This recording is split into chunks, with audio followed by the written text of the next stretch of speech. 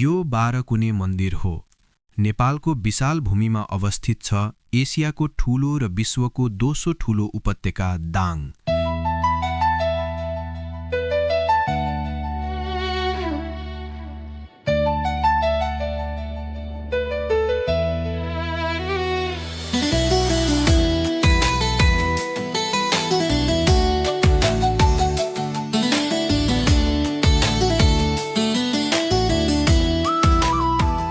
यही दाङके घोराही उपमहानगरपालिका वडा नम्बर 13 मा अवस्थित छ कान्छा बराहको देवता मन्दिर 12 कुने मन्दिर।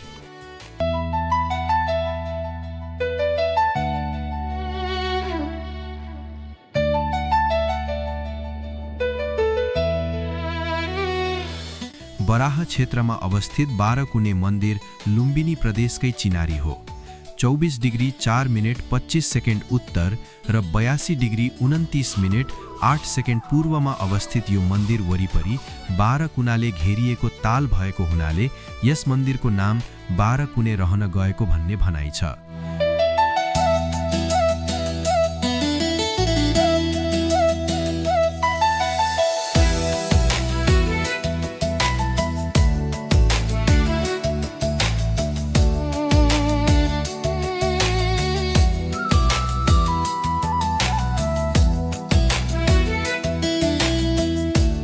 किम्वदन्ती अनुसार कुनै कालखण्डमा रोल्पा र सल्यानका मानिसहरूले दह वरपर गोठ ल्याउने गर्दा रहेछन्। तिनीहरू 12 भाइ रहेछन्। एक रात ती भाइमध्ये जेठो भाइलाई सपनामा सेतै फुलेका वृद्ध व्यक्तिले यो स्थान देवताको स्थान हो, यहाँ गोठ नराख र तिमीहरू पनि यहाँबाट छिट्टै अन्त्य बसाई सरिहाल, यहाँ अब छिट्टै ठूलो पोखरी बन्दैछ भनेर सपनाबाट ओझेल हुनुभएछ। त्यसपछि एक बिहानै ती पाका व्यक्तिले आफ्नो 11 भाइलाई सबै वृत्तान्त सुनाएछन्।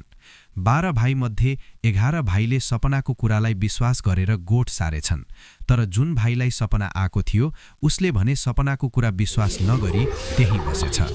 पुष मसान्तको दिन थियो।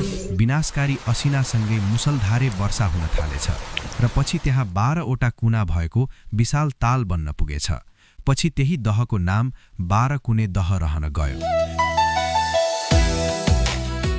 यहाँ आसपासमा पहिलेदेखि नै मगर बस्ती रहेको थियो र मगर जातिले बराहलाई कुल देवता मान्ने हुँदा यहाँ तालमा बराह देवताको वास रहेको भनी पछि मगर जातिले नै यहाँ पूजाको प्रचलन चलाएको देखिन्छ।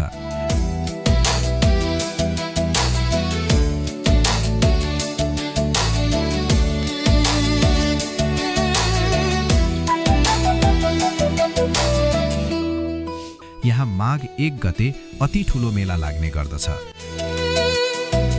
12 कुने दहको मेला धार्मिक, सांस्कृतिक र पर्यटनसँग जोडिएको छ। मेला अथवा जात्रा कुनै न कुनै इतिहाससँग जोडिएको हुन्छ। नेपालमा धेरै पर्व, जात्रा तथा मेलाहरू किरात, लिच्छिवी र मल्लकालदेखि चल्दै आएका छन्। इतिहासमा विक्रम सम्वत 936 मा नेपाल सम्वत भएको मानिएको छ। नेपालको इतिहासमा मल्लकाल पतन हुनु अघिको करिब 900 वर्षको लामो समयलाई मध्यकाल भनिन्छ। इतिहासदेखि प्रचलनमा आएका कतिपय मेला तथा जात्राहरू अहिले लोप भइसकेका छन्।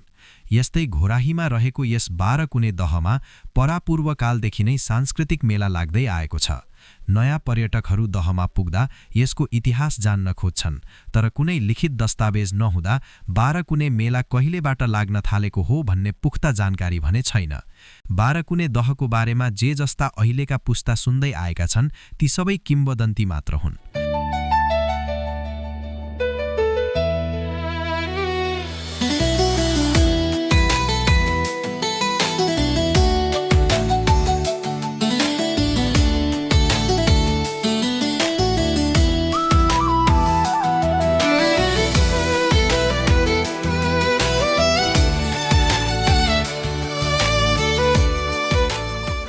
बाह्र कुनेमा 12 भाइ बराह मध्ये कान्छो बराहको वासस्थान मानिन्छ।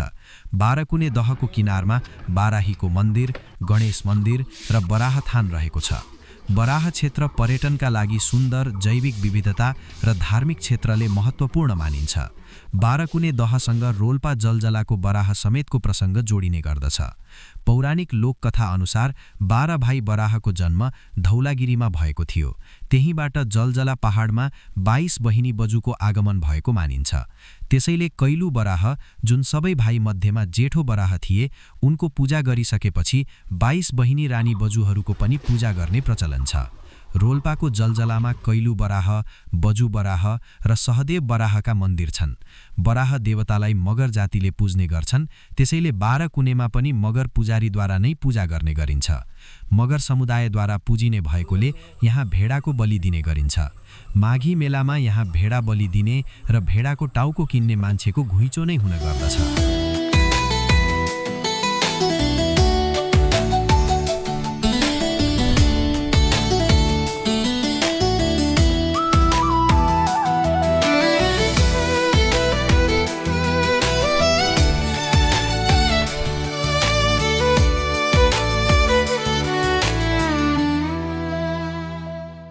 यहाँ भाकल माग्ने र भाकल पूरा भएपछि कतिपय मानिसले परेवा उडाउने पनि गर्दछन्।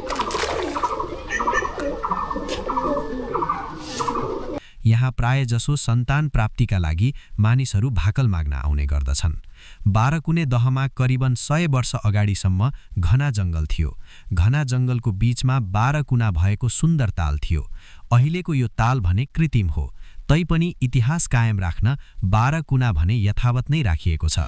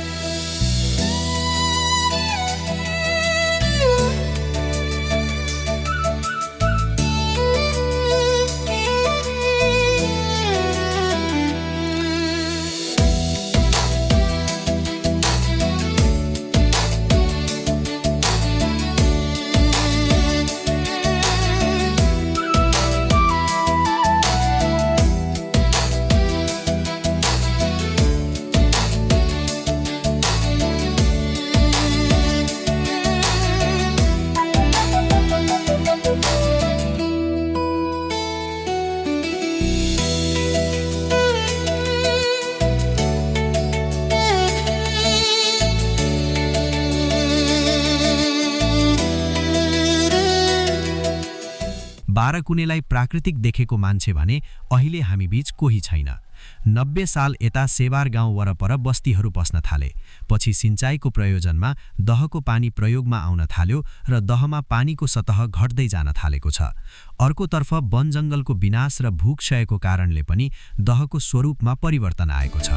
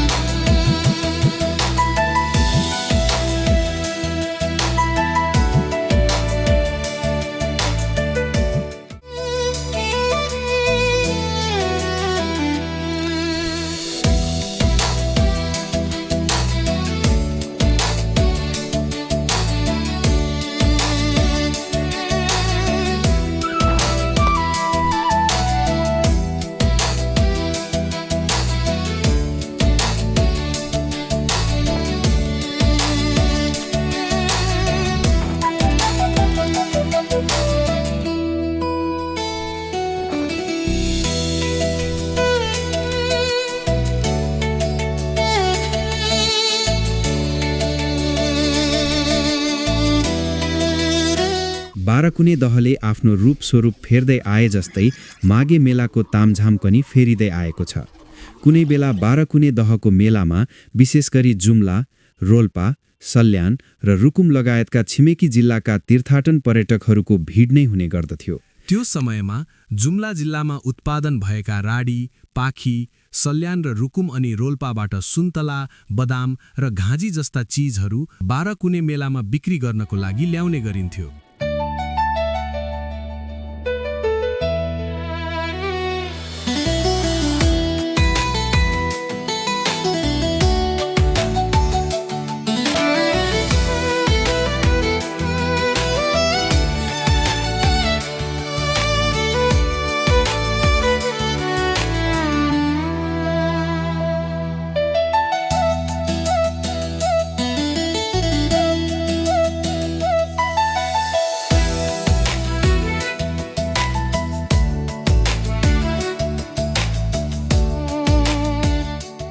बाह्रकुने दहमा अहिले पुराना कुराहरू भने कथा जस्तै भएका छन्। त्यस बेला बाह्रकुनेमा माघी मेलाको क्रेज यति हुन्थ्यो कि रोजगारीका सिलसिलामा भारत गएका समेत माघे सङ्क्रान्तिको अवसरमा समय मिलाएर मेला मान्नकै लागि भनेर घर आउने गर्दथे। भारतको बलरामपुरदेखि लिएर भारतको तुलसीपुरसम्मका व्यापारी सामान बिक्री गर्न यहाँ आउने गर्दथे। रातभर केटाकेटीको गीतले बाह्रकुने दह गुन्जायमान हुने गर्दथ्यो। पहाडी जिल्लाका टप्पा, मयूर नाच, झ्याउने गीत र मगर समुदायले गाउने दोहोरी गीतले मेला हेर्न गएका जात्रालुहरूलाई रात बितेको पत्तो नै हुँदैनथ्यो। पहिलेको जमानामा अहिलेको जस्तो डेटिङ नभएर यस्तै मेला पर्वको अवसरमा देखभेट हुने र यस्तै अवसरमा गीतको टुक्काको माध्यमबाट प्रतिस्पर्धा गरिन्थ्यो र केटाले जितेपछि केटी राजी भएमा त्यहीबाट बिहे गर्ने अथवा माया प्रेममा बाँधिने प्रचलन रहेको थियो।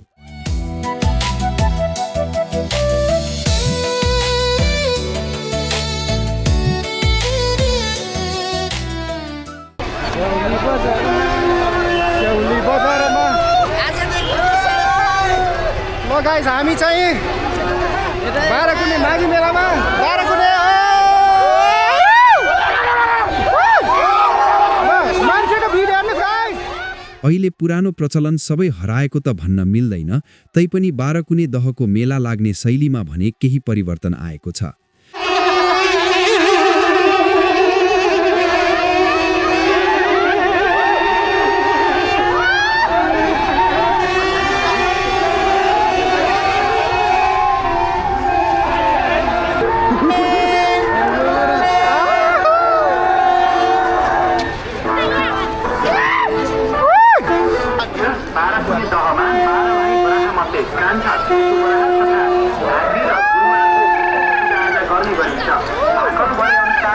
भालेको बलि र परिवार चलाउने गरिन्छ। साथै बराहसँगै गाई बटु विष्णु बाराही काल बाराहीको स्थान रहेको छ भने उत्तर पूर्वतर्फ शिवालयको मन्दिर दर्शन तथा पूजाआजा गरिन्छ। बराह बाजेले हामी सबैको कल्याण गरौँ।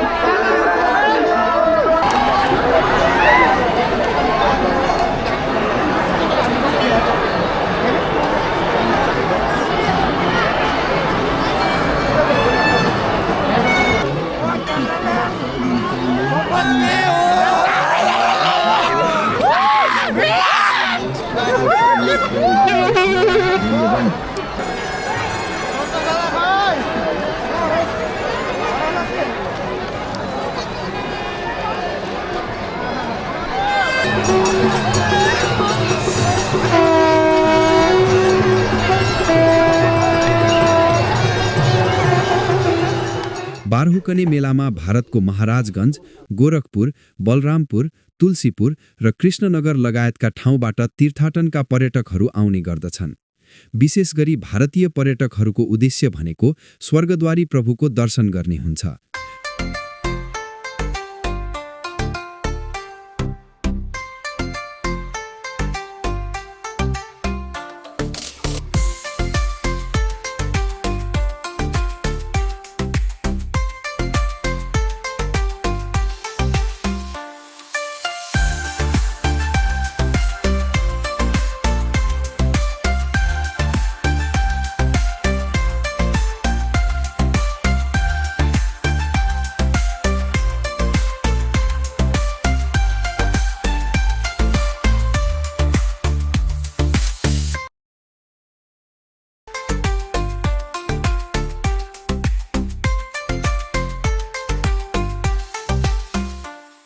बाराकुनेका बराह देवता मगर जातिको मात्र नभएर अन्य जातिहरूको पनि पूजनीय छन्।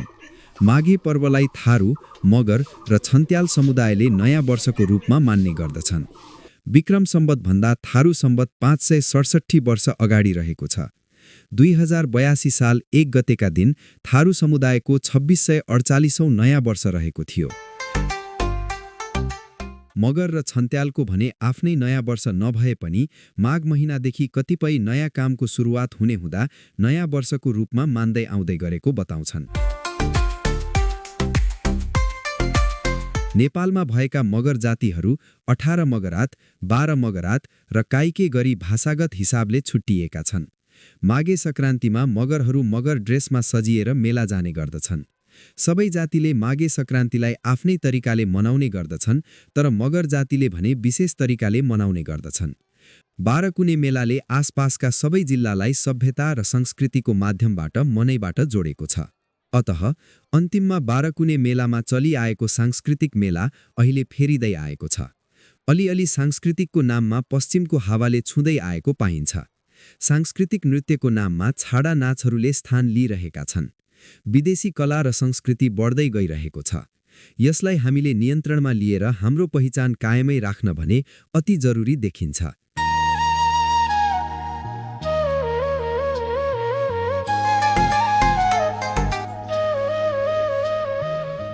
पर्यटनको आगमन बढेसँगै यसलाई कसरी अझ सुन्दर र व्यवस्थित बनाउने र कसरी सुरक्षित बनाउने भन्ने चुनौती पनि थपिएको छ।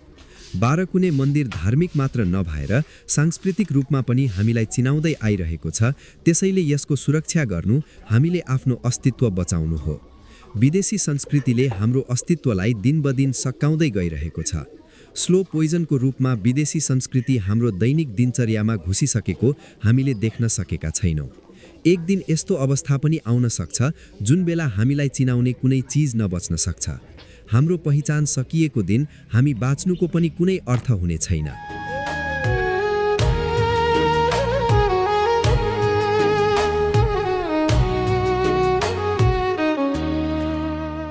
बाराकुने दहको संरक्षण र प्रवर्धनमा स्थानीय सरकार, नेपाल सरकार र हामी सर्वसाधारणको विशेष ध्यानाकर्षण होस्। हाम्रो पहिचानसँग जोडिएका सम्पदा संरक्षण भनेको परिवारको संरक्षणपछि पहिलो प्राथमिकतामा रहनुपर्छ। जय नेपाल।